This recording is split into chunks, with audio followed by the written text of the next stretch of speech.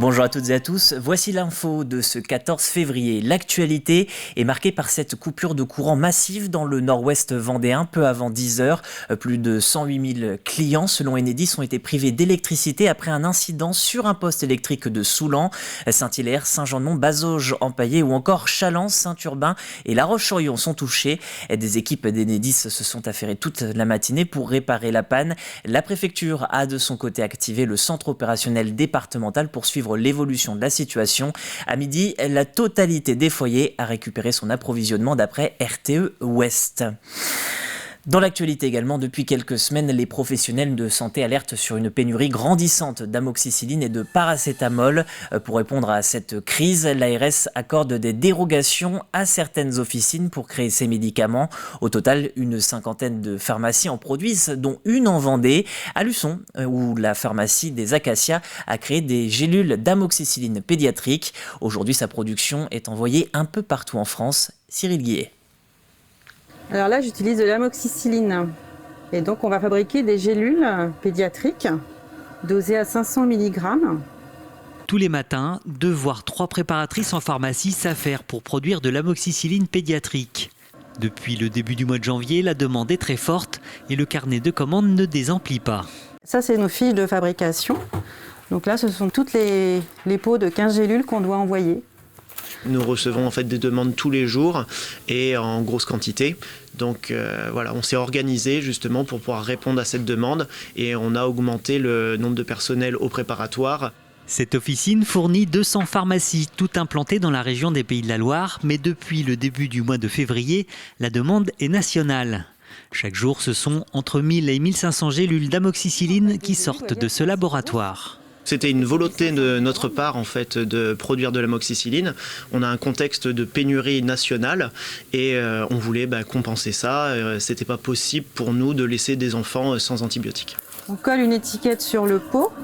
Ça correspond à un numéro de lot interne. C'est pour avoir la traçabilité du produit. L'amoxicilline est l'antibiotique le plus utilisé et le plus prescrit dans l'Hexagone. Cette pénurie permet aux pharmaciens et aux préparateurs en pharmacie de retrouver leur fonction première. C'est-à-dire qu'avec l'industrialisation, les pharmacies ont un peu délaissé la production de médicaments.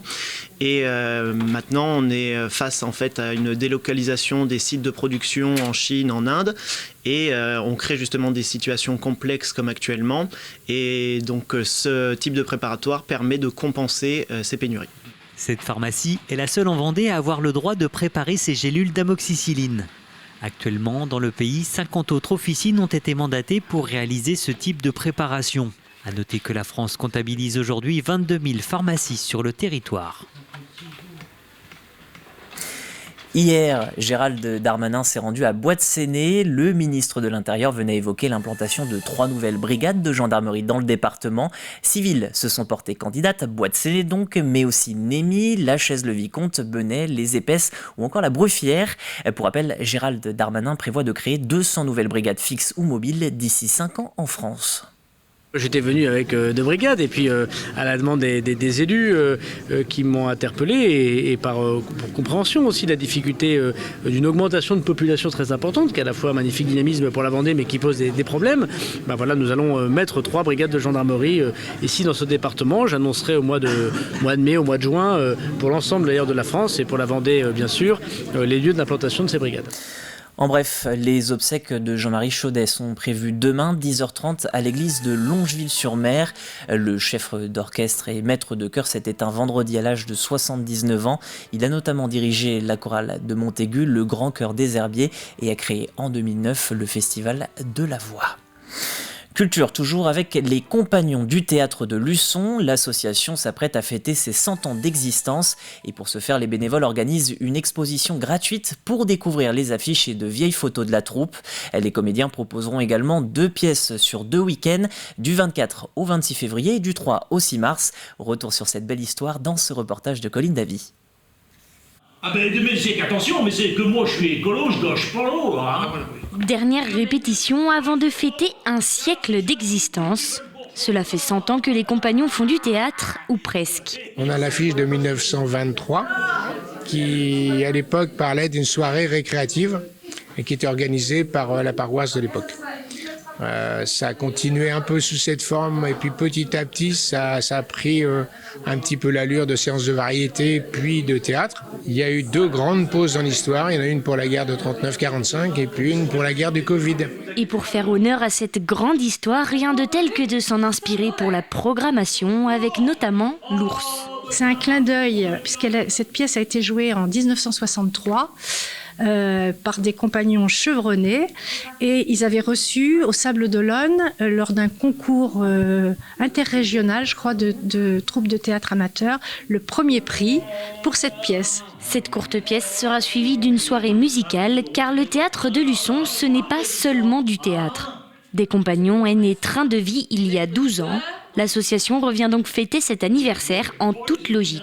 Ça nous tient à cœur parce que, en fait, Train de vie a été créé avec l'idée que on pouvait dans une même troupe avoir 2 groupes et 2 projets. Et puis dans Train de vie, il y a l'aspect du chant, il y a l'aspect de la musique, puis il y a l'aspect aussi de la mise en scène. Le week-end suivant, c'est une autre pièce qui se jouera au Milandi. Un programme chargé, mais après tout, 100 ans, c'est une fierté. Ah oui, on est très fiers d'arriver là. On se connaît depuis 30-35 ans, il y a une vraie amitié, c'est quelque chose de très riche humainement déjà. Et puis je crois qu'on a donné beaucoup de bonheur aux gens qui venaient nous voir. Et du bonheur, l'association espère en donner encore, pourquoi pas, pendant les 100 prochaines années. Ah, vous êtes le propriétaire! Mais pas du tout! Et du sport enfin, ce week-end, le club de la Ferrière accueillait la toute première édition de l'Open régional de Palais en fonte féminin. 144 inscrites pour ce tournoi. Après les qualifications, la finale a opposé Laurence Neveu de Saint-Hermine à Fabienne Felipeau de Saint-Georges de Montaigu. Victoire de cette dernière, 15-8. On avait choisi la Ferrière pour la première édition, parce que la Ferrière est quand même reconnue pour la présidente et la secrétaire qui sont 2 femmes. Et c'est le seul club dans la commission qu'on a avec 2 féminines en responsable de club. Alors sur l'ensemble de toutes des 3 disciplines, on a 250 féminines sur 4000 licenciés. Donc c'est peu, ça reste peu. Donc on espère que justement des journées comme ça vont ouvrir, inciter les femmes à venir jouer. C'est la fin de cette édition. Le journal revient ce soir à 18h. Vous retrouvez Diane Delangle. Bonne journée.